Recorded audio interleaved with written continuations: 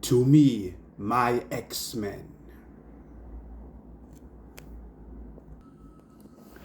Hello, everybody. Welcome back to the Al Johnson Show. It is Al Johnson here reporting for duty. And as promised, this is going to be my full spoiler review. Yes, spoilers for X-Men 1997. You guys know the drill. Like, comment, share, subscribe, click the notification bell whenever new videos are released. Let's begin. So yes, X-Men 1997 concluded 1 week ago with the first season consisted of 10 episodes, where 9 ran 31 minutes, and the finale lasted nearly 45 minutes. And also, safe to say, I absolutely love this show. Two little background checks. Number one, even though I didn't watch the show religiously growing up, I did have a fondness for the X-Men. I even remember watching, I believe I saw like 2 episodes of the original show. And also, who didn't grow up with listening to the theme song? And even if you never watched it, it's just when you think of the X-Men, you think of the theme song. And also, speaking of the X-Men, I grew up watching the X-Men movies. Wolverine, Logan, is my all-time favorite superhero. He's not my favorite X-Man, but he's my all-time favorite superhero. Just something about a man with adamantium claws, just, I don't know, and in a yellow and blue suit, just so cool. And the movies, they have their own weight of quality, but these movies, specifically the early ones, really kicked open the door for what the superhero movie genre is as we know today. And not only have the X-Men thrived and endured for so long, not just in comics, not just in television, but in movies, but they're still being popular to this very day. Shoot, the OG animated series is getting watched or rewatched on Disney Plus. 97 has killed it. And we're about to see Hugh Jackman return as Wolverine for Deadpool 3, wearing the yellow and blue suit, finally, after all these years. But you don't want to know all about that. You want to know how I felt about the season, the writing, the animation, and the characters.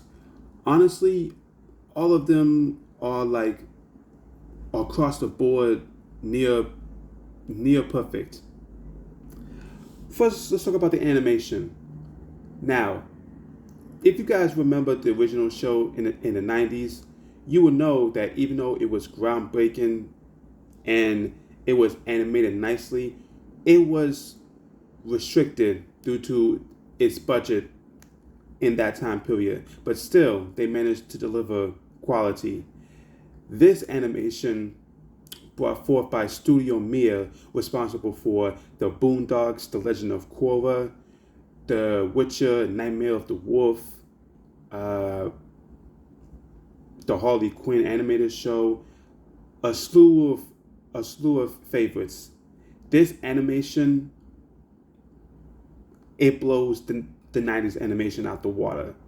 Now, granted, we have a lot more time in between the OG show and here, so of course the animation has gone up big time, and the budget has gone up also big time. But still, the animation style, splendid. It's like, I don't know what to say, man. Like the way they capture the action scenes, excuse me, the way the colors pop off, the way the characters are animated with their facial expressions, and just like certain things like location, scale, cinematography, brilliant. So shout out to Studio Mia.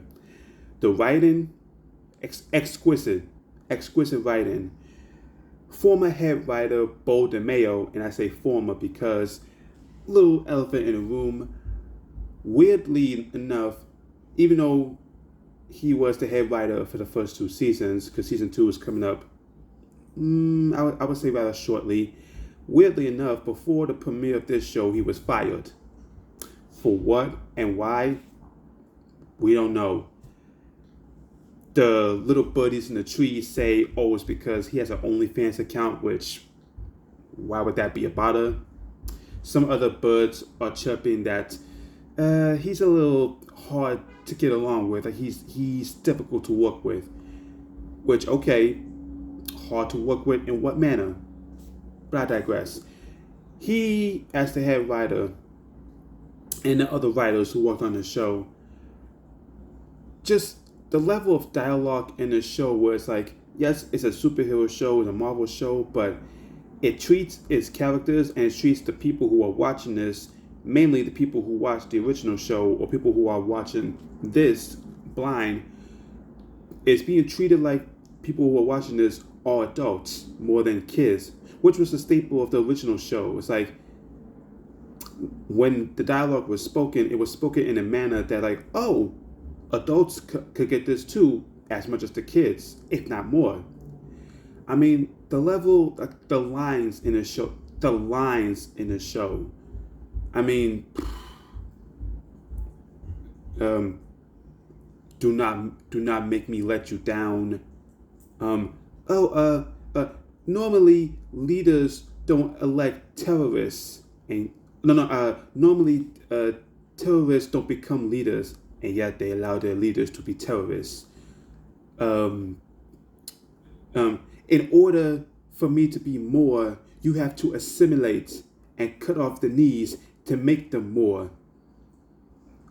I mean, Nightcrawler be having some of the best dialogue. I mean, his quotes are better than recent Drake albums. I mean, the blood is blood, family is a choice.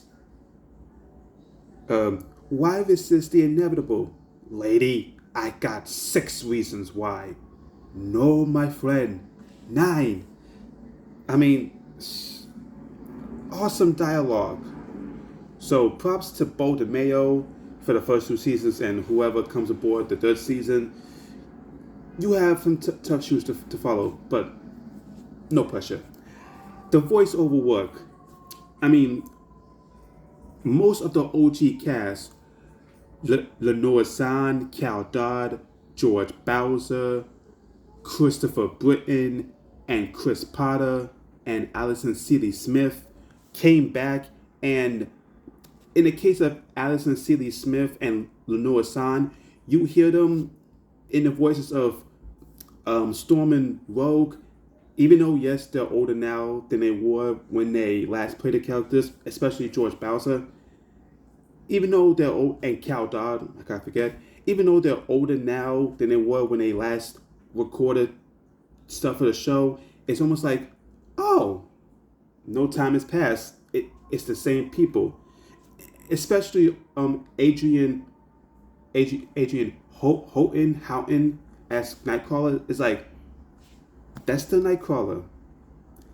And just also the newcomers, the people coming in, Ray Chase as Cyclops, who is my favorite X-Men. Logan is my favorite hero, but Cyclops is my favorite X-Men. And he had a big upgrade. The movies didn't do him right. This did him right.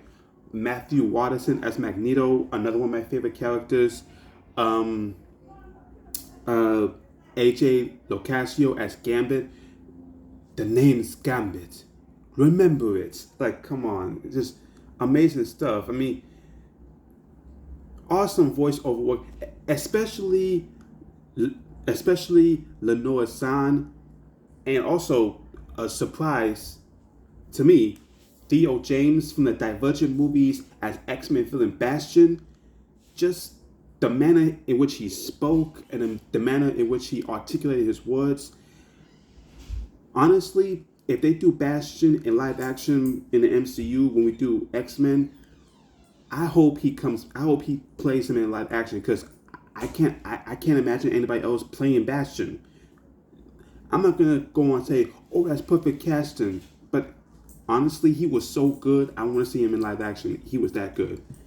And just, I believe Bo DeMayo, he hinted at this while live tweeting the show and answering fan questions on Twitter, that the first half of the show is made to lead you in with a false sense of security, like, oh, we're continuing the adventures of the X-Men in the 90s. It's like, I'm reliving my childhood. This is great. Then after episode 5, where we had the death of Gambit and the supposed death of Magneto, everything changed. It's almost like it's a different show. Like, the first half of the show is like, oh, just typical stuff with some very good dialogue, some great commentary. But the second half, it just amped it up to a different level, to where it's like, I can't believe I'm watching the same show. And the way the show, I mean, the fight sequences, the flying stuff, Rogue, Storm, Morph was another surpriser. I enjoyed Morph in the show. And Wolverine, he didn't really do like a whole lot of heavy lifting, but when he popped up in there and when he said some things, it still mattered and it still counted.